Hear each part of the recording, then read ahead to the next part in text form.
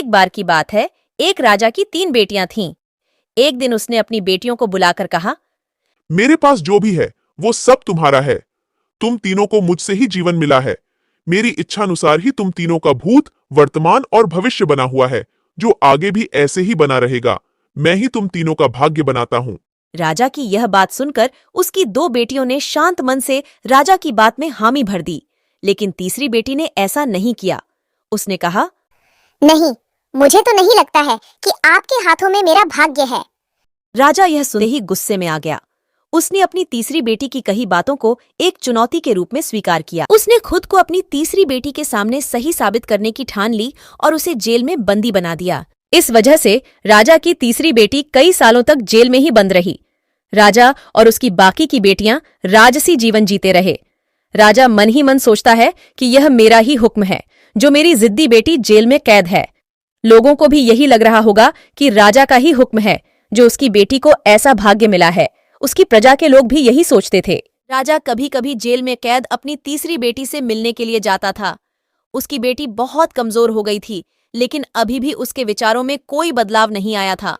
मगर राजा अपनी कमजोर होती बेटी की हालात और नहीं देख पा रहा था।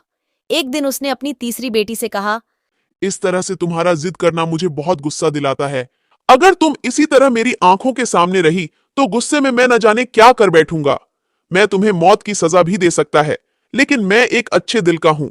इसलिए मैंने सोचा है कि तुम अब मेरे राज्य के पास के ही एक जंगल वाली जमीन पर जानवरों के साथ रहोगी। राजा ने आगे कहा, उस जंगल में सिर्फ उन्हीं लोगों को रखा जाता है जो मेरे आदेश का पालन नहीं करते। तुमने भी अपनी जिद की वजह से मेरी बात नहीं मानी, इसलिए तुम भी अब वहां मौजूद लोगों के साथ अपना पूरा जीवन काटोगी। इसके बाद तीसरी बेटी को उस जंगल की जमीन पर रहने के लिए भेज दिया गया। उसके पास पीने के लिए झरने का पानी और ठंड से बचने के लिए सिर्फ सूरज की धूप का ही सहारा था। वहां की खुली हवा में रहते हुए और फल फूल खाते खाते वो जल्द ही पूरी तरह से स्वस्थ हो गई। उसने वहां पर खेती करना भी शुरू कर दिया। गुफा को उसने घर की तरह सजा लिया था और खुशी खुशी वहीं रहती थी। एक दिन वहां पर एक भटकता हुआ राहगीर आ पहुंचा। उसे देखते ही देखते राजा की तीसरी बेटी से प्रेम हो गया। वह दोनों खुशी खुशी रहने लगे।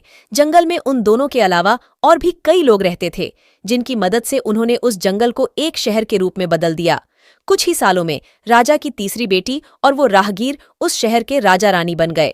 अब उनके शहर की चर्चा दूर दूर तक होने लगी। जैसे ही इसकी जानकारी राजा को मिली, वह उस जंगल में सब कुछ देखने के लिए पहुंच गया। जब उसने वहां की राजगद्दी पर अपनी बेटी को बैठे देखा और साथ में एक खूबसूरत युवक को, तो उसके होश उड़ गए।